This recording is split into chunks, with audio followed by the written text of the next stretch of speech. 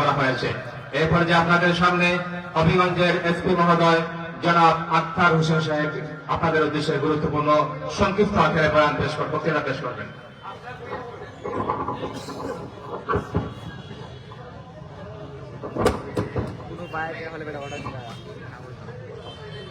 বিসমিল্লাহির রহমানির রহিম। এরশাদ আম্বিয়া ফাউন্ডেশন চুনারুগড়ের উদ্যোগে আয়োজিত কোরআন প্রতিযোগিতায় বিশ্ব চ্যাম্পিয়ন হাফেজ বশির আহমেদ কে সংবর্ধনা অনুষ্ঠান এবং মাদক বিরোধী সমাবেশে উপস্থিত আছেন আজকের এই চুনারুগড় এবং মাধবপুর এলাকার গর্বিত সন্তান মাননীয় সংসদ সদস্য জনাব সাইদুল হক সুমন এমপি মহোদয়, উপস্থিত আছেন মাওলানা হাফিজুর রহমান সিদ্দিকী কুয়াকাটা, উপস্থিত আছেন মাওলানা কারি শোয়েব আহমেদ আশরাফি ঢাকা এবং অন্যান্য শ্রদ্ধেয় মাওলানাবৃন্দ, সম্মানিত এলাকাবাসী, ইলেকট্রনিক প্রিন্ট মিডিয়ার সাংবাদিকবৃন্দ, আসসালামু আলাইকুম। আমরা সত্যি অত্যন্ত আনন্দিত এবং গর্বিত যে আমাদের এই চুনারুগড়ের সন্তান সারা ওয়ার্ল্ডকে চমক দেখিয়ে দিয়েছে, যে সে সারা ওয়ার্ল্ডের মধ্যে সর্বশ্রেষ্ঠত্ব অর্জন করেছে। আমারও প্ল্যান ছিল যে আমি তাকে সংবর্ধনা দেব, কিন্তু আপনাদের এমপি মহোদয়ের জন্য আমি পারলাম না। তো উনি আমাকে আগেই ফোন করে বলে দিয়েছে যে আমি আমার এলাকার একটা ছেলে মোহাম্মদ বশির যে আজান কোরআন তেলাওয়াত প্রতিযোগিতা প্রথম হয়েছে, তো উনি বললো যে আমি ওনাকে একটা সংবর্ধনা দিব। তা আমি ওনাকেও বলছি যে আমার একটা প্ল্যান ছিল, যা হোক ভালো হয়েছে, আমি সেই প্রোগ্রামে থাকবো এবং আমার পক্ষ থেকেও যতটুকু করে আমিও করবো। তো আমরা চাই যদি আমরা ইসলামের পথে চলি, হালাল হারাম বেছে চলি, মানুষের কল্যাণে কাজ করি, তাহলে কিন্তু আমরা একটা সুন্দর সমাজ গড়তে পারবো, আমরা মাদক মুক্ত সমাজ গড়তে পারবো। আপনারা জানেন মাদক যে কোনো পরিবারকে, সমাজকে, রাষ্ট্রকে ধ্বংস করে দেয়। মাদকের ফলে আক্রান্ত হয় কারা? যুব সমাজ, যারা দেশ ও দশের কল্যাণের মূল চালিকা শক্তি। আমরা চাই এই মাদকের বিরুদ্ধে জিরো টলারেন্স। আপনারা জেনে থাকবেন, আমি হবিগঞ্জে জয়েন করার পর থেকে আমি আমার পুলিশ এবং অন্যান্য সবাইকে বলে দিয়েছি যে মাদকের বিরুদ্ধে জিরো টলারেন্স। মাদক যেই গ্রহণ করবে, যে ব্যবসা করবে এবং যে মাদকের সাথে জড়িত থাকবে, তার কোনো অংশেই তাকে ছাড় দেওয়া হবে না। আপনারা জেনে রাখবেন, মাদককে ধ্বংস করতে হলে বলতে চ্যারিটি বিগিনস এট হোম, আগে ঘর তবে তো পর। আমি আমার পুলিশকে বলে দিয়েছি, যদি কোনো পুলিশকে আমি মাদকের সাথে কোন ধরনের সম্পৃক্ততা পাই, তার বিরুদ্ধে বিবেকের ব্যবস্থা। আপনারা জানেন অলরেডি আমার পুলিশ লাইনে অলরেডি 8 জন পুলিশ সাসপেন্ড অবস্থায় আছে ডিউ টু রিলেশনশিপ উইথ মাদক নার্কোটিক্স। সো আমি কিন্তু বিন্দু মাত্র ছাড় দেই না মাদকের বিরুদ্ধে। শুধু এটাই নয়, আমি আমার গোয়েন্দা সংস্থা রেখে দিয়েছি যে মাদকের সাথে কারা কারা জড়িত, সে কোন পাবলিক কে জড়িত আমার দেখার বিষয় না। আমার কোন লোক তার বিরুদ্ধে তার পক্ষে সাপোর্ট করবে, তাকে কিন্তু আমি পরোয়া করি না।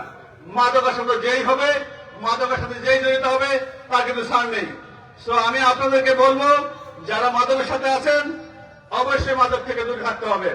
মাদক মানুষের লাইফকে তিলে তিলে ধ্বংস করে দেয়। আপনারা জানেন যে মাদকাসক্ত পরিবার তারাই বুঝতে পারে যে মাদকের কি ভয়াল নেশা, মাদকের যে কি ভয়াল ক্ষতিকর অবস্থা। আমি আপনাদেরকে বলবো যে আপনাদের মধ্যে যদি কেউ মাদকাসক্ত হয়, তাকে অবশ্যই এই মাদক থেকে দূরে রাখতে হবে। আমি আপনাদেরকে মাদকের ভয়াবহ কয়েকটি প্রভাব, যে কি খেলে কি হয়, আমি বলে শোনাচ্ছি। যারা ইয়াবা সেবন করে তাদের জন্য ক্ষতিকর হলো স্মরণ শক্তি ও মনোযোগ দেওয়ার ক্ষমতা নষ্ট হয়ে যায়। যারা মাদকাসক্ত অর্থাৎ ইয়াবা সেবনকারী, তাদের কিন্তু তাদের মানসিক ভারসাম্যহীনতা দেখা দেয়, তারা আত্মহত্যার প্রবণতা বেছে নেয়। তার মানে কি, যারা মাদকাসক্ত তারা জীবনকে উপভোগ করতে পারে না, তারা ভালো মন্দ বুঝতে পারে না, তারা আত্মহত্যার দিকে এগিয়ে যায়। মাদকাসক্ত যারা বিশেষ করে ইয়াবা সেবন করে, তাদের যৌন শক্তি নষ্ট হয় এবং বন্ধ্যাত্ব দেখা দেয়, মস্তিষ্কে রক্তক্ষরণ হয়, লিভার ও কিডনি নষ্ট হয়ে যায়, রক্তচাপ বৃদ্ধি পায় ও হার্ট অ্যাটাক হয়, প্রবাহ প্রবণতা হয়, আগ্রাসী ও আক্রমণাত্মক মনোভাব পরিলক্ষিত হয়। অর্থাৎ যারা মাদক গ্রহণ করে তাদের পক্ষে এইসব আচরণ করে, যাতে তারা কিন্তু সুষ্ঠু সুন্দরভাবে জীবনযাপন করতে পারে না। আর যারা গাঁজা, আপনাদের এলাকায় কিন্তু গাঁজার একটা রুট, আমি কিন্তু যারাই গাঁজা ব্যবসায়ী তাদের কিন্তু ছাড় দিব না। So be careful. গাঁজা সেবন করলে কি হয়, ভালো মন্দ বিচার করার ক্ষমতা হ্রাস পায়। অর্থাৎ যে গাঁজা সেবন করে সে কোনটা ভালো কোনটা মন্দ তার ভিতরে সেই ধরনের সেন্স থাকে না। প্লাস দৃষ্টিশক্তি ও স্মৃতিশক্তি হ্রাস পায়। তার যে দৃষ্টিশক্তি থাকে এবং স্মৃতিশক্তি থাকে সেটাও তার হ্রাস পায়। প্লাস মতিভ্রম হয়, অর্থাৎ সে কোনো কিছু মনে রাখতে পারবে না। মানে সে এইটাকে একটা কাজ করছে, কার সাথে কথা বললো, তার ভিতরে সেই জন্য ফিলিংস কাজ করবে না। যারা ফেন্সিডিল খায় এবং হেরোইন সেবন করে তাদের জন্য হলো তারা কি হবে, তারা পুরুষত্বহীনতা ও বন্ধ্যতা দেখা দেবে তাদেরকেও, তারাও। এবং ফুসফুস ও হার্টের প্রভাব দেখা দেয়, ফুসফুস এবং হার্টের প্রভাব দেখা দেয়। যারা মদ্যপান করে তাদের জন্য ক্ষতিকর হলো গ্যাস্ট্রিক ও আলসার হয় তাদের, তারা লিভার সিরোসিস ও ক্যান্সার রোগে আক্রান্ত হয়। আর যারা ধূমপান করে, আমার মনে হয় আমাদের বাংলাদেশে প্রত্যেক বছরে কিন্তু মাদক অর্থাৎ ধূমপানের উপর ট্যাক্স বাড়িয়ে দেয়, তারপরেও দেখি আমাদের ধূমপানের হার কিন্তু কমে না, ধূমপান বেড়েই থাকে। আর আমরা জানি এই মাদক নেশায় কখন আক্রান্ত হয়, অর্থাৎ বন্ধু বান্ধবের প্ররোচনায়। আমি আপনাদেরকে আমার বাস্তব জীবনের ঘটনা বলি। আমি ছিলাম ঢাকা ইউনিভার্সিটির মহসিন হলে, তো আমার কিছু ফ্রেন্ড নিয়মিত সিগারেট খেত। তো ওরা আমাকে একদিন বলে, দোস্ত একটা টান দে। আমি বললাম, দোস্ত আমি সিগারেট খাই না, আমাকে দিস না। তারপর বলে একটা দে না। তো আমি তাদের কথা একটা টান দিলাম, টান দিয়ে দিকে এমন গন্ধ, আমি হলে গিয়ে ব্রাশ করে তারপর গন্ধ যায় না।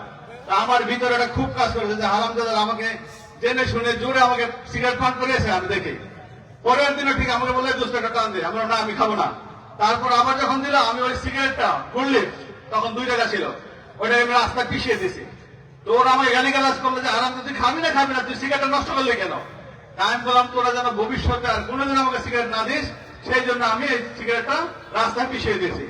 তো আমি যদি রাস্তায় পিছিয়ে না দিতাম তাহলে আমিও কিন্তু ওই সিগারেট, ওই মাদকের নেশায় পতিত হতাম। তা আমি আপনাদেরকে বলি, এইসব মাদক থেকে যারা বন্ধু বান্ধব থাকে মাদকাসক্ত, ওদেরকে ত্যাগ করতে হবে। যারা যারা নামাজ পড়ে তারা কিন্তু কখনোই এই মাদক নেশা আক্রান্ত হয় না। আমি চাই আপনারা 5 ওয়াক্ত নামাজ পড়বেন, মানুষের উপকারে কাজ করবেন, দেখবেন আপনারা আপনাদের সাফল্যে অবশ্যই পৌঁছাবেন।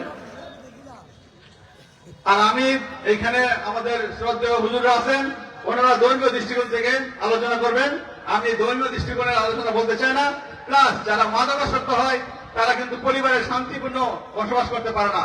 তারা তাদের বাবা মাকে, তাদের আত্মীয় স্বজনকে প্রচুর পরিমাণে টর্চার করে, মারামারি করে। আমাদের এমন অনেক ইতিহাস আছে যে পিতামাতা বাধ্য হয়ে তার মাদকাসক্ত সন্তানকে থানায় দিয়ে যায়।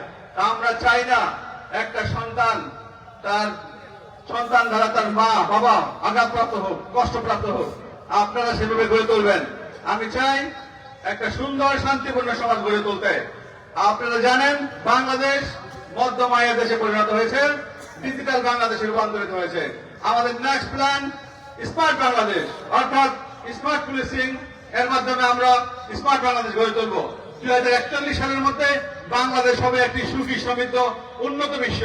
সেই উন্নত বিশ্বে যদি আপনারা একসাথে কাজ না করতে পারেন, দেশের উন্নয়ন এগিয়ে আসতে না পারেন, যদি মাদকাসক্ত হয়ে পড়েন, তাহলে কিন্তু দেশের চালিকা শক্তি দেশ এগিয়ে যাবে না। আমি সবাইকে আবারও আহ্বান জানাবো, আপনারা আমাদেরকে যারা মাদকের সাথে জড়িত তাদেরকে আমাদের 999 আছে, আমাদের কন্ট্রোল রুমের নাম্বার আছে, আমার নাম্বার আছে, গোপনে তথ্য দিবেন, আমরা তাদের বিরুদ্ধে অবশ্যই ব্যবস্থা নিব, সে যেই হোক। পরিশেষে আজকের এই আয়োজক যারা, তাদেরকে আমি আমার অন্তঃস্থল থেকে আন্তরিক অভিনন্দন এবং কৃতজ্ঞতা জানাচ্ছি যে তারা তাদেরকে সুন্দর একটা আয়োজন করেছেন। পরিশেষে আমি আপনাদের এই যোগ্য এবং জনপ্রিয় এমপি মহোদয়কে অনেক অনেক ধন্যবাদ এবং কৃতজ্ঞতা জ্ঞাপন করে, আপনাদের এলাকাবাসীদেরকে কৃতজ্ঞতা জ্ঞাপন করে ধন্যবাদ জানিয়ে আপনারা সবাই ভালো থাকবেন, সুস্থ থাকবেন, এই প্রত্যাশায় আমি আমার বক্তব্য শেষ করছি। আসসালামু আলাইকুম। বাংলাদেশ চিরজীবী হোক। জয় বাংলা। সম্মানিত উপস্থিতি, মাদক মাদক বিরোধী গাঞ্জা বিরোধী এসপি মহোদয় যে বক্তব্য প্রদান করেছেন, এই বক্তব্য আমরা চাই আমাদের সমাজের প্রতিটা রন্ধে রন্ধে ওনার সেই কার্যকরী ভূমিকা পালন হোক। সম্মানিত উপস্থিতি, এই পর্যায়ে আপনাদের সামনে গুরুত্বপূর্ণ বয়ান রাখবেন চোরাঘাট মাধবপুরের গণমানুষের নেতা ব্যারিস্টার সৈয়দ সাইদুল হক সুমন এমপি মহোদয়।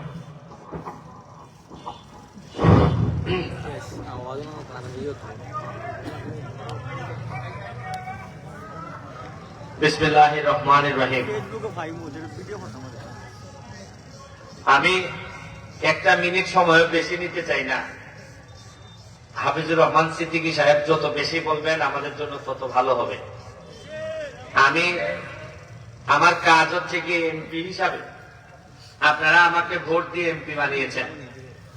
আমার কাজ হচ্ছে কি হুজুর যে বক্তব্য দিয়ে যাবেন, আধা ঘন্টা 40 মিনিট যে বক্তব্য দিয়ে যাবেন, এইগুলা তো উনি আমাদেরকে ভালো কাজগুলা করার কথা বলে যাবেন। এই হুজুর চলে যাওয়ার পর এই কাজগুলা করতে যেহেতু আপনারা পারেন, এর জন্য আমার কিছু কাজ আছে, এই কাজগুলো আমার এমপি হিসাবে করা লাগবে। এবার হুজুর বক্তব্য রাখলেন, বললেন যে মাদক খাওয়া যাবে না, আর দেখা গেল আমার সাথে যারা ঘুরে এর মধ্যে 2-1 জন মাদকের ব্যবসা করে। হুজুরে যে খাওয়াই খাওয়াই আনছে আমার সাথে, হুজুরে তো জানেন না, হুজুরে তো জানেন যে ব্যারিস্টারের লোক হই।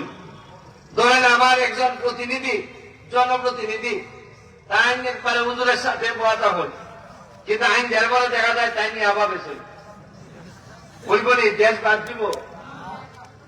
আমি কইয়া দিছি পরিষ্কার কথা, আমি হইলাম সেই ব্যারিস্টার সুমন যে পিয়াসার বিরুদ্ধে একমাত্র বাংলাদেশে প্রতিবাদ করে আমি স্বরাষ্ট্র মন্ত্রণালয় এবং কোর্টের মধ্যে মামলা করছিলাম, আমাদের বিরুদ্ধে কথা বলছিল আমেরিকা গিয়া। আমি সেই ব্যারিস্টার সুমন, আপনাদের মেম্বার অফ পার্লামেন্ট, যার বাংলাদেশের বিরুদ্ধে যখনই কোনো কিছু হয়েছে আমি তখন দাঁড়াই গেছি। আমি সেই ব্যারিস্টার সুমন, আপনাদের এমপি। গত সংসদে আমি দাঁড়াইয়া মাননীয় প্রধানমন্ত্রী জননেত্রী শেখ হাসিনারে বলছি, মাননীয় প্রধানমন্ত্রী আপনার কাছে আমি কৃতজ্ঞ এই কারণে, যখন বিশ্বের বড় বড় মুসলমান দেশের রাষ্ট্রপ্রধান, সরকার প্রধানরা কিছু বলে নাই, তখন আপনি জাতিসংঘে গিয়ে বলছেন যে প্যালেস্টাইনে যা হইতেছে এটা মানবতা বিরোধী অপরাধ। আমি আপনাদেরকে বলে যাচ্ছি, আমি 2 নম্বরই নিজে করব না, কাউরে করতে দিব না। আমি 2 নম্বরই ইনকাম করব না, কাউরে করতে দিব না। আপনারা জানেন এলাকাটা, পুরা এলাকাটা চলা যায় না রাস্তাঘাটে বালু আর ধুলার জন্য। আপনারা জানেন বেশিরভাগ লোক আমরা শ্বাসকষ্টের রোগী, কেউ সাইকেল চালায় যাইতে পারে না। এখন আমি এমপি হিসাবে কথা বললে কয়েকটা ভোট দিয়া ভুলে করছি, সবাই না সবাই না, ওই উইলান।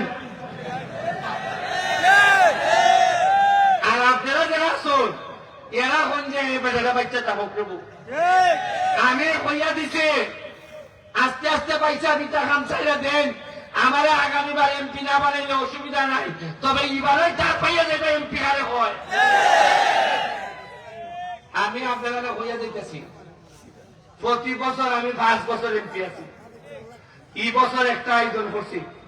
প্রতি বছর আমি এমপি থাকাকালীন সময় একটা উলামাদের একটা মহাসমাবেশ সোনারঘাটে হবে, এবং আরো বড় আকারে, এইবার তো টাইম পাইছি না, হুজুরের আইনার সময় কম, আগামীবার থেকে হুজুরে কই হুজুর খালি ওয়াজ করলেই তো না, সহেলাবেলা আইবা, সারাদিন আমার এলাকা ঘুইরা দেখবা। আর কথা দিচ্ছে হুজুর, আপনি 1 বছর সময় নিলাম আপনার কাছ থেকে, আপনি তো আইবা সোনারঘাট মাধবপুরে আমি এমন ভাবে সাজাইব, আপনার পরিবার আইবা, ওইবা একটু দেখতে যাই সোনারঘাট মাধবপুর। এবার আমি কথা দিয়ে দেখতেছি, আমি যতদিন এমপি আছি মাধবপুর সোনারঘাটের কোন ইমাম এবং মুয়াজ্জিম সাহেব না খাইয়ে থাকবেন, এটা আমি এমপি থাকতে হইতে দিব না। আমি বলে দিলাম, অন্যায় ভাবে চাকরি নিবেন, চাকরি থেকে বঞ্চিত করবেন অন্যায় ভাবে, এটা হইতে দিব না। আমি আপনাদের দোয়া চাই। আমার একটা কথা তুলে হইয়া দিন, আমার বক্তব্য শেষ। যারা বলা হয় এরা মানুষের বিরোধী কাজ করে, যারা শয়তানদের সাপোর্ট করে, যারা আমাদের পরিবেশ নষ্ট করে, যারা আমাদের মাদকের মাধ্যমে আমাদের নতুন প্রজন্মকে নষ্ট করতেছে, এদের বিরুদ্ধে যদি যুদ্ধ ঘোষণা করে আপনারা আমার সাথে থাকবেন কিনা? আপনারা যদি সাথে থাকেন আমার মরলেও কোনো দুঃখ নাই। আর একটা কিছু না হয় সবচেয়ে বড় জানাজা তো আমি পাবো, এটা আমার বিশ্বাস আছে। আমার আপনারা আমার সাথে থাকবেন। আর আপনারা জানেন যারা প্রবাসী আছেন, আমি প্রবাসীদের জন্য একটা কার্ডের ব্যবস্থা করতেছি। আমার কাছে যা বরাদ্দ আসে প্রবাসীদের মধ্যে যারা খারাপ অবস্থা তাদেরকে আমি বরাদ্দের আওতায় নিয়ে আসবো। আর আজকে আরেকটা ঘোষণা দিচ্ছি, আমার এলাকায় যত মসজিদ আছে এই মসজিদের ইমাম সাহেব এবং মুয়াজ্জিন সাহেবদের জন্য আলাদা আমি একটা কার্ডের ব্যবস্থা করব, যাতে সব সময় যে কোনো বরাদ্দ থেকে আমি ইমাম এবং মুয়াজ্জিন সাহেবদেরকে একটা বরাদ্দ দিতে পারি। এটা আমি ব্যবস্থা করে দিয়ে যাবো। সারা বাংলাদেশে কোথায় কি হচ্ছে জানি না, আমার এলাকায় যারা স্বচ্ছভাবে ইসলামের জন্য কাজ করবেন তাদের পিছনে আমি ব্যারিস্টার সুমন কথা দিয়ে গেলাম, সারা জীবন রক্তের শেষ বিন্দু দিয়ে হলে আমি উপস্থিত থাকবো। আমি মাননীয় এসপি মহোদয়কে ধন্যবাদ জানাচ্ছি, আমাদের পুলিশ প্রশাসনকে ধন্যবাদ জানাচ্ছি, আমাদের হুজুরকে বলতেছি, আপনি তো বরিশালের, আপনি এখান থেকে নির্বাচনও করছেন, এইবার আপনার কাছে চাই, আপনার মানুষ তো টাকা পয়সা বেশি হইলে সেকেন্ড হোম বানায়, তা আমি একটা অনুরোধ করি, হুজুর আমার এলাকায় একটা বাড়ি আপনি বাড়াইতে পারেন না, একটু কষ্ট করে। আপনারা রাজি কিনা সেদিকে উঠে আমি জায়গা কিনা দিব, আমি কি কিনা দিব, এই বারবার হুজুরে কিনাই হেলিকপ্টার দিয়ে আনতো, একটা বাড়ি বানাইলে হুজুর থাকলে আর আমরা লাগেনি অত পয়সা মনে করো, হুজুরে জানাই যাইবা তাই একটা বাড়ি বানাইতে যা যা লাগে একটা জমি দিব, একটা বাড়ি বানাই দিব আমি, তাই যদি অন্তত বছরে 2-3 মাসও তা হন তাইলে কিছু না হবে না। আমরা জুসে কোন একদিনের লাইনে আমি নাই, বারো মানুষ সোনাঘাট মাধবপুর আইন অনুল আমার খাম ওনার আমিও দাঁড়াই। আর 1 মিনিট হুজুর বসলাম নেই আমি যদি ফাঁস করি তাইলে সোনাঘাট মাধবপুরে এমন ভাবে বানাইবো যাতে মানছে আফসোস করতো যে একটা ফুরিনি বিয়া দেওয়ান যায় সোনাঘাট মাধবপুর। এটা আরম্ভ হয়েছে, শুরু হয়ে গেছি। গত বছরের মাধবপুর খবর পাই না হুজুর, আমার এলাকার ফিলিপাইন থেকে এক মহিলা চলে আসছে আমার এলাকার ছেলের জন্য। গত বছরের খবর পাইলাম নেত্রকোনা থেকে আসছে আমার সোনারঘাট অনেক ছেলের জন্য। আমি বললাম বেটাই খাম শুরু করলাম না মাত্র 1 মাস, কই যদি এভাবে আওয়াজ ধরে আল্লাহ মাহবুব তারে সোনারঘাট মাধবপুর সোনারঘাট শেষ হয়ে আপনারা লেগে তোয়া রইল, শুভকামনা রইল। আমি বিশ্বাস করি মানুষের মধ্যে তিনি উত্তম যিনি মানবতার পথে বাহির হন, যাহা সঠিক তাহা বলেন এবং যাহা সঠিক নয় তাহা নিষেধ করেন। ভালো থাকবেন আর জননেত্রী শেখ হাসিনার জন্য দোয়া করবেন। উনি যেভাবে সারা উপজেলায় মডেল মসজিদ বানাইছে, এই ঋণ পরিশোধ করার মতো না। উনি যদি বেঁচে থাকে আর আমি যদি উনারে ম্যানেজ করতে পারি, আপনারা দেখেন ইসলামের খেদমতে কতটুকু করতে পারি। আপনাদেরকে কথা দিয়ে গেলাম, ভালো থাকবেন। আসসালামু আলাইকুম।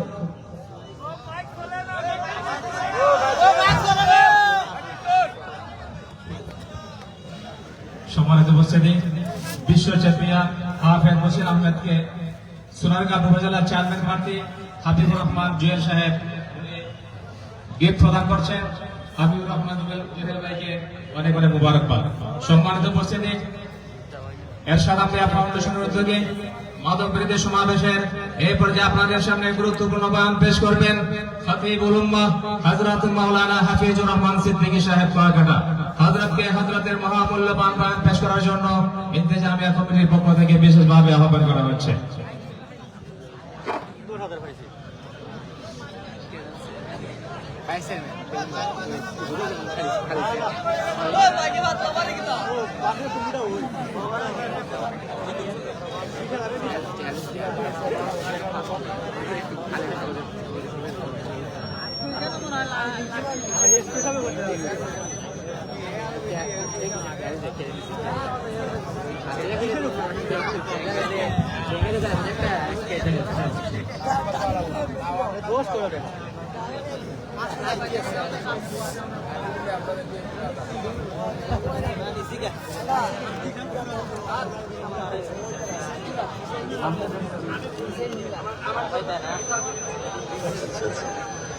السلام عليكم ورحمة الله وبركاته.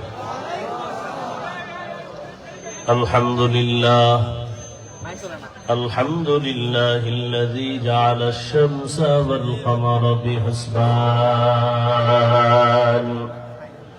والنجم والشجر يسجدان وفضل زمانا على زمان كما فضل مكانا على مكان وإنسانا على إنسان ونشهد أن لا إله إلا الله وحده لا شريك له ونشهد أن سيدنا ومولانا محمدا عبده ورسوله أرسله بالحق بشيرا ونذيرا وداعيا إلى الله بإذنه وسراجا منيرا. اللهم صل على محمد النبي الأمي وعلى آله وسلم تسليما. وبعد فأعوذ بالله من الشيطان الرجيم. بسم الله الرحمن الرحيم. وما أرسلناك إلا رحمة للعالمين. وقال النبي صلى الله عليه وآله وسلم اتق المحارم تكن أعبد الناس أو كما قال النبي عليه الصلاة والسلام. صدق الله مولانا العظيم وصدق رسوله النبي الأمي الكريم ونحن على ذلك من الشاهدين والشاكرين والذاكرين والحمد لله رب العالمين. سبحانك لا علم لنا إلا ما علمتنا إنك أنت العليم الحكيم. رب اشرح لي صدري ويسر لي أمري واحلل عقدة من لساني يفقه قولي. مومن جو فدا نقش کفے پائے نبی ہو. مومن جو فدا نقش کفے پائے نبی ہو زیر قدم آج بھی عالم کا خزینہ. ہو زیر قدم آج بھی عالم کا خزینہ. گر سنت نبوی کی کرے پیروی امت. گر سنت نبوی کی کرے پیروی امت. طوفان سے نکل جائے گا پھر اس کا سفینہ. طوفان سے نکل جائے گا پھر اس کا سفینہ. এরশাদ আম্বিয়া ফাউন্ডেশন কর্তৃক আয়োজিত সোনারুঘাটের এই প্রাণ কেন্দ্রে আপনাদের প্রিয় ব্যক্তি জনাব ব্যারিস্টার সাইদুল হক সুমন এমপি মহোদয়ের আয়োজনে আহ্বানে আজকের এই সুন্দর আয়োজন, সময় পরামর্শ দিয়ে যারা সহযোগিতা করেছেন, আল্লাহ পাক সবাইকে কবুল করেন। হাফেজে কোরআন বিশ্বের মানচিত্রে আমার দেশের সুনাম অক্ষুণ্ণ রেখেছেন। আল্লাহ পাক হাফেজ বশিরকে দ্বীনের দায়ী হিসেবে কবুল করেন। প্রত্যেকের ঘরে ঘরে আল্লাহ পাক এরকম কোরআনের পাখি, কোরআনের সৈনিক আল্লাহ পাক তৈরি করে দিন। সংক্ষিপ্ত সময় আপনাদের দোয়া নেওয়াটাই আমার কাম্য। যেহেতু ইচ্ছা হলেই কথা বলা যাবে না, বহুদূর আবার আমার বয়ান, সে ঢাকা গিয়ে আরো দূরে যেতে হবে প্রোগ্রামের জন্য। তো সংক্ষিপ্ত দু চারটা কথা বলার নিয়তে কোরআন হাকিমের এক আয়াত, রসুলের একটি হাদিস পড়েছি। ইখলাসুর রুহানিয়াতের সমন্বয়ে সহি নিয়তে সহি তরিকায় কিছু কথা বলার মতো, শুনবার মতো আমাকে আপনাদের সকলকে আল্লাহ তৌফিক দান করেন। ওয়ামা আরসালনাকা ইল্লা রাহমাতাল লিল আলামিন। আল্লাহ বলেন, হে রাসূল করিম সাল্লাল্লাহু আলাইহি ওয়া আলিহি ওয়াসাল্লাম, আমি আপনাকে পৃথিবীতে প্রেরণ করি নাই, হ্যাঁ করেছি জগৎ সমূহের রহমত হিসেবে। নবীজি এক হাদিসের অংশে বলেন, ইত্তাকিল মাহারিম তাকুন আবাদান নাস।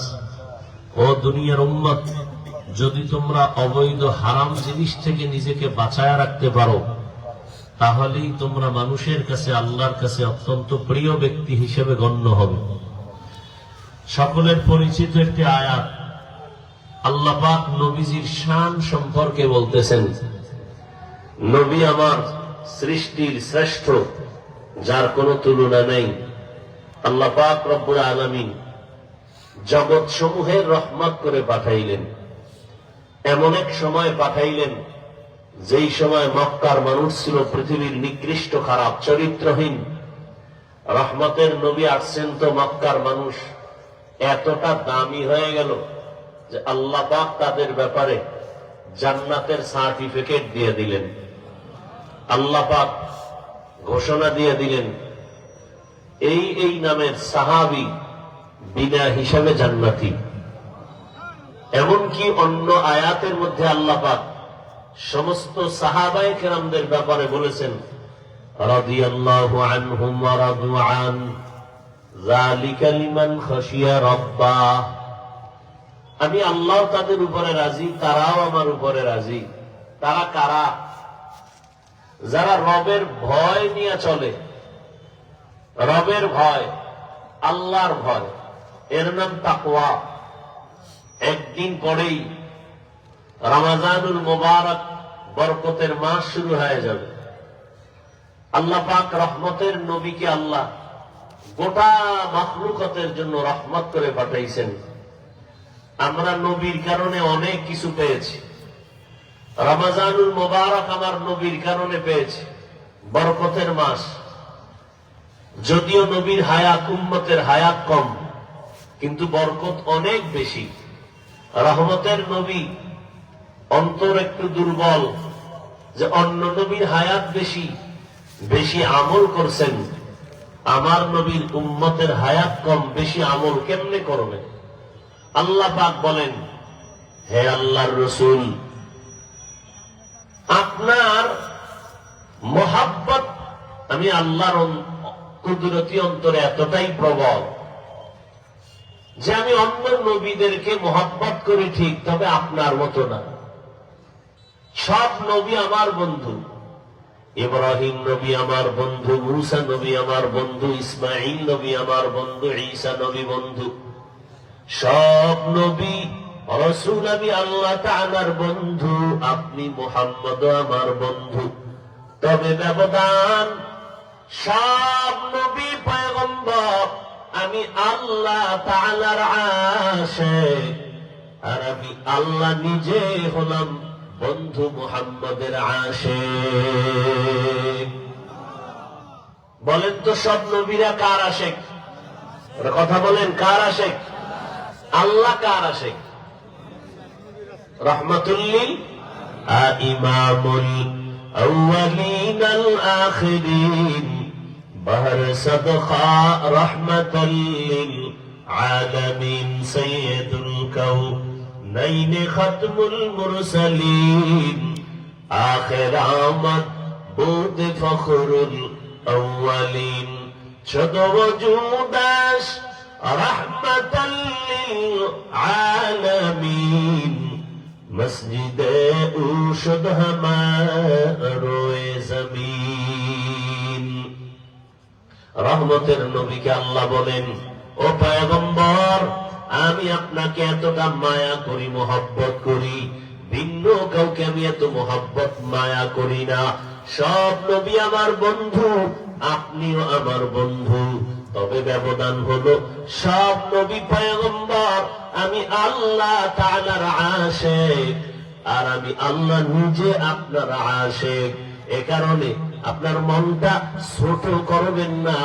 অন্য নবীর উম্মতেরা দীর্ঘ হায়াত পাইয়া বেশি নেক আমল করেছেন, আপনার উম্মতের হায়াত যদিও কম, তবে এই কম হায়াতে বরকত দিব আমি অনেক বেশি। নবী আপনি জানায় দেন আপনার উম্মতের জন্য সুসংবাদ। অন্য নবীর উম্মতেরা লাগাতার 1000 মাস ইবাদত করে যা সওয়াব অর্জন করত, আমি আল্লাহ আপনার মহব্বতে আপনার উম্মতের অল্প হায়াতের অল্প সময় 1000 মাস ইবাদতের সওয়াব আপনার উম্মতের আমি এক রাতের ইবাদতে দিয়ে দিব। 1000 মাসের ইবাদতের সওয়াব মুহাম্মদের উম্মতেরা কয়দিনে পাবে? বলেন বলেন, ওই রাতের নাম কি? ইন্না আনজালনাহু ফি লাইলাতিল কদর ওয়া মা আদরাকা মা লাইলাতুল কদর লাইলাতুল কদরি খায়রুম মিন আলফি শাহর। 1000 মাসের সওয়াব এক রাত্রে দিব। লাইলাতুল কদর এত দামি রাত, 1000 মাসের ইবাদতের সওয়াব শুধু না, বলে এক রাতের ইবাদতের বরকতে 1000 মাস ইবাদতের তুলনারও বেশি সওয়াব আমি দান করব। আতিনা ফি দারে দুনিয়া না হাসান, আতিনা ফি দারে উকবানা হাসান, ইয়া গিয়াসাল মুস্তাগীসিন ইহদিনা ইফতিখারা بالعلوم والغنا। ہر گوڑی دے نیک تو تیار ہے، جو نہ مانگے اس سے تو بیزار ہے۔ وما أرسلناك إلا رحمة للعالمين।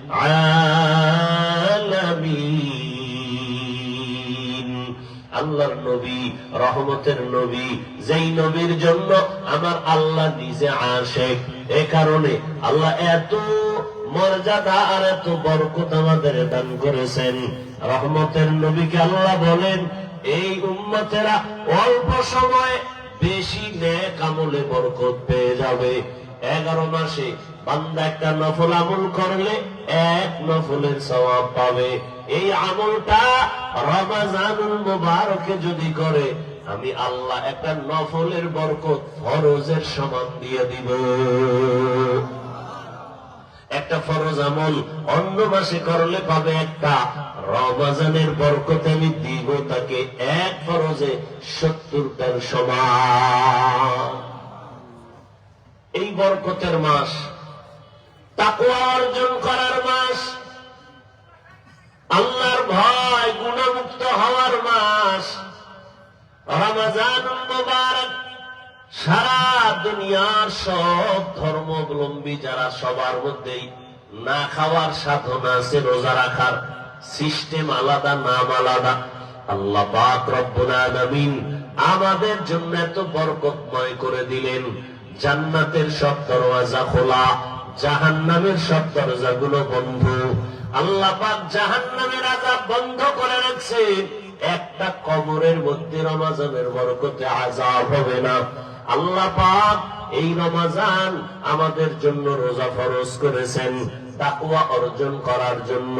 ও আল্লাহর বান্দারা, রমজানুল মুবারকে তাকওয়া যদি অর্জন করতে পারো, আল্লাহ পাক বলেন আমি আল্লাহ তোমাকে তাকওয়ার সর্বোচ্চ মাকাম দান করব। তাকওয়ার মাকাম যদি পেয়ে যাও, কত বড় দামি একটা জায়গা, কত একটা দামি একটা পজিশন। তাকওয়ার মাকাম যদি অর্জন করতে পারো, আল্লাহর সাথে বান্দার মোলাকাতের মাঝখানে কোনো পর্দা থাকবে না। এরে নবীর আশিক, নবীর উম্মত, আল্লাহ পাকের রমজানুল মুবারকের রোজা ফরজ করে দিয়েছেন। ওরে নবীর আশিক, রমজানুল মুবারক শুধু রোজাটা সওয়াবের জন্য না, শরীরের জন্য একটা মহা অংশ। রোজা হলো শরীরের মহা এক অংশ। কিন্তু কিছু কপাল পোড়া আছে যে রোজা আসলে ভয় পায় রোগ বেড়ে যাবে। আল্লাহর প্রিয় বান্দা যারা, এরা রোজাকে রোগের কারণ না বানায়, এরা বানায় রোজা হলো রোগের ঔষধ। আমি রোজা রাখবো, আল্লাহর বরকতে আমাকে সুস্থ করে দিবেন। কথা ঠিক না? রমজানুল মুবারকে এত বরকত, দুনিয়ার লাইনেও যারা থাকে তারাও বরকতপূর্ণ হয়ে যায়, আখিরাতের লাইনেও যারা থাকে বরকতপূর্ণ হয়ে যায়। ব্যবসা করে ওই বান্দাও লাভবান, চাকরি করে ওই বান্দাও লাভবান, বিধর্মীরাও লাভবান, মুমিনেরাও লাভবান। দুনিয়ার লাইনে আখিরাতের লাইনে যারা, এরাও সওয়াবের দিক থেকে বড় লাভবান।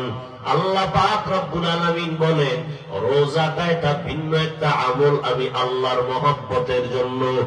নামাজ পড়ো, এখানে ঝামেলা হতে পারে, মাঝে মাঝে আমার জন্য পড়ো, মাঝে মাঝে মানুষকে দেখানোর জন্য পড়ো। বান্দা তুমি যাকাত দাও, মাঝে মাঝে আমার জন্য দাও, মাঝে মাঝে মানুষকে দেখানোর জন্য দাও। মানুষকে দেখাইয়া যত আমল করবা এর নাম রিয়া। রিয়া কবিরা গুনাহ। তেলাওয়াতের মধ্যে রিয়া, মানুষকে দেখানোর জন্য পড়ে। আরে বান্দা হজ করে, সেখানেও তো মানুষকে দেখানোর জন্য হজ করে। আল্লাহ পাক বলেন এরে গোলাম, রোজাটা এটার মধ্যে দেখানোর কোনো কায়দা নাই, রিয়ার কোনো সুযোগ নাই, এটা শুধু আমার জন্য। আল্লাহ পাকের জন্য বলেন রোজার পুরস্কারটা বড় কঠিন। ও নবী জানায় দেন, আলান নবিয়্যু সাল্লাল্লাহু আলাইহি ওয়া আলিহি ওয়াসাল্লাম ফীমা ইয়ারবিহি আন রাব্বিহি আযজা ওয়া জাল্লা as-sawmu li wa ana ajzi bihi। আল্লাহ তাআলা বলেন রোজাটা আমার, এটা আর কারো জন্য না। নামাজ পড়তে গিয়া মানুষকে দেখাইয়া পড়ো, তেলাওয়াত করতে গিয়া মানুষকে দেখাও, হজ করতে গিয়া মানুষ যেন তোমার গুণগান গায়, এজন্য তুমি হজ করো। যাকাত দিতে গিয়াও মানুষকে দেখাও, আমি যাকাত দেই, লাইনে দাঁড়ায় সাইনবোর্ড লাগায় মাইক লাগায় যাকাত দাও। কিন্তু রোজা এমন একটা আমল, এটা কাউকে দেখানোর কোনো সুযোগ নাই, এটা একমাত্র আমি আল্লাহর জন্য। আর আমার জন্যই যেহেতু তুমি রোজা রাখছো, আমি আল্লাহ এর পুরস্কারটা কারো হাতে দিব না, আমি নিজের কুদরতের হাতে ডাইরেক্ট রোজাদারকে পুরস্কার দিব।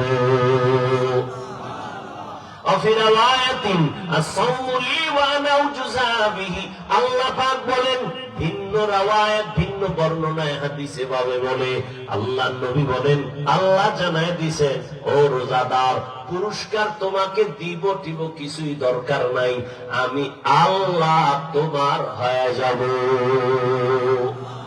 রোজা রাখবা, আমি তোমার হয়ে যাব। রোজা রাখার মাধ্যমে তাকওয়া অর্জন করো। তাকওয়া মানে বেশি বেশি ইবাদত করার নাম নয়, বরং গুনাহ থেকে বেঁচে থাকার নাম হলো তাকওয়া। আর কে দারদ খৌফে হক দরদিল মদাম জান্নাতুল মাওয়া দেহত ও রাম কাম। جزبا حقتي زي ما خاذ انسجا فضل وعمستدر জুমলা জাহা আল্লাহর ইবাদতের জন্য এ নবীর উম্মতের দল তাকওয়া মানি বেশি বেশি আমল করা না, তাকওয়া মানি গুনাহ থেকে নিজেকে বাঁচাও। এই রমজানের রোজার মাধ্যমে হারাম খাদ্য থেকে নিজেরে বাঁচাও। আল্লাহর কাছে বেশি বেশি আমল করো। রহমতের নবী রোজায় কি পরিমাণ আমল করেছেন, সাহাবায়ে কেরাম কি পরিমাণ আমল করেছেন।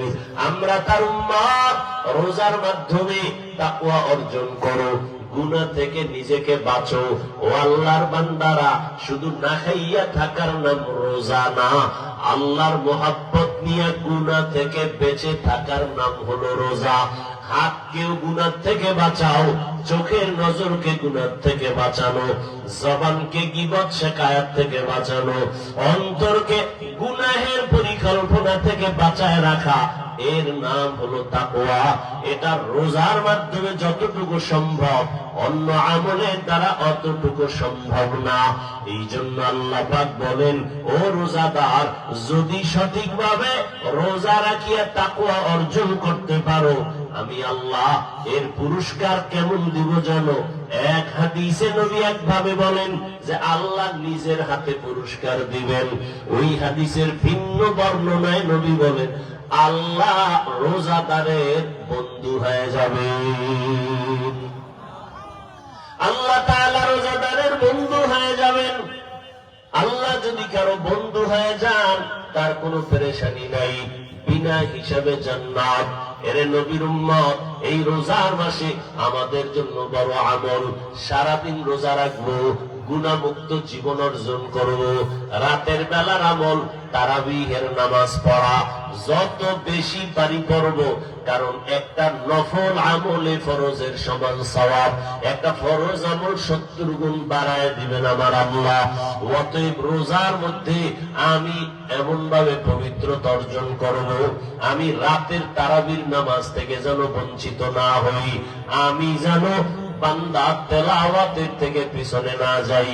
বেশি বেশি কোরআনের তেলাওয়াত, বেশি বেশি, না পারলে শিখবো আল্লাহর কোরআন ধরে ধরে, আল্লাহর মোহাব্বত নিয়ে এখন থেকেই তৈরি হয়ে যায়। তাহাজ্জুদের সময় সাহারি খাওয়ার টাইম, আমরা তাহাজ্জুদ পড়ব কমপক্ষে 2 রাকাত।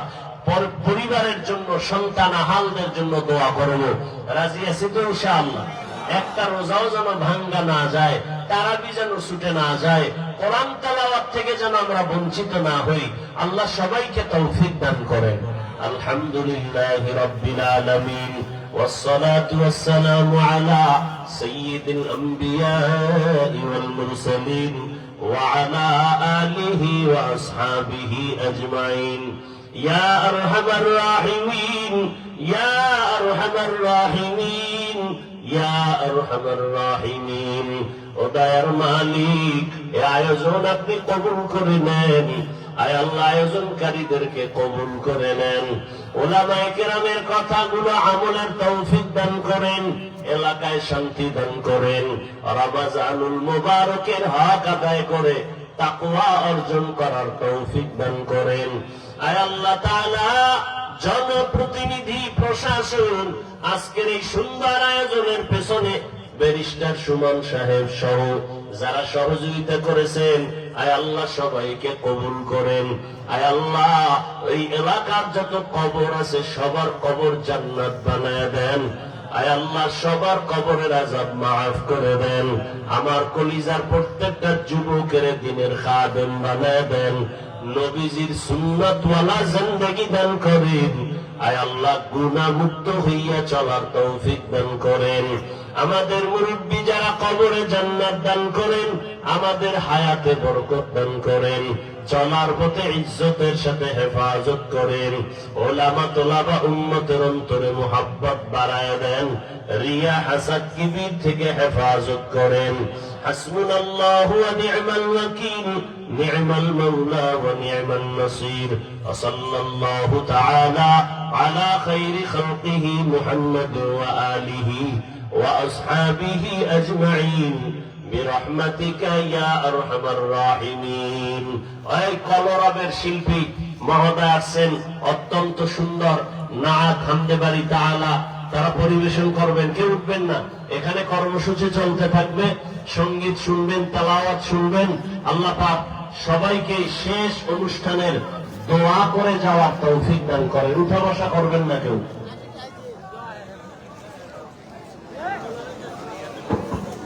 সম্মানিত উপস্থিতি, আপনাদের দৃষ্টি আকর্ষণ করছি, মেহেরবানি করে হুজুরের সঙ্গে মুসাফাহার কেউ চেষ্টা করবেন না। হুজুর অনেক দূরে যাত্রী, আমরা হুজুরকে কষ্ট দেব না।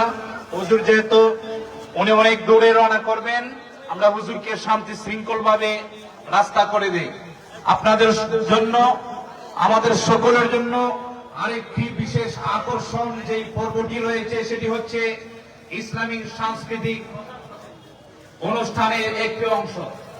বাদ আসর থেকে ইনশাআল্লাহ বাংলাদেশের জাতীয়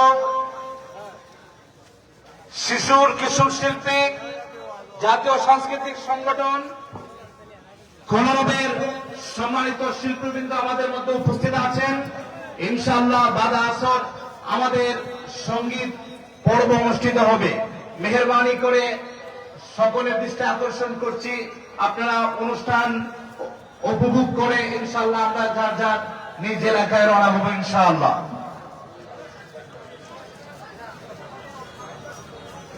একটি মোবাইল, যাদের একটি মোবাইল আমাদের স্টেজে আছে, যার হয় প্রমাণ দিয়ে নিয়ে যাবেন। আর বিশেষ করে আমরা অজু ইস্তেঞ্জা সেরে পার্শ্ববর্তী মসজিদগুলোতে নামাজ আদায় করে ইনশাআল্লাহ বাদ আসর আবার আমাদের এই প্যান্ডেলে আপনারা চলে আসবেন। ইসলামী সাংস্কৃতিক অনুষ্ঠান হবে ইনশাআল্লাহ। আল্লাহ পাক আমাদেরকে তৌফিক দান করুন।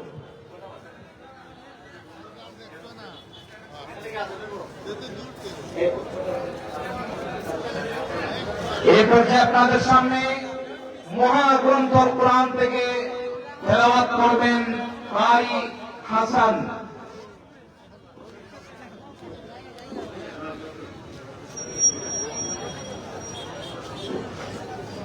السلام عليكم ورحمة الله. أعوذ بالله من الشيطان الرجيم.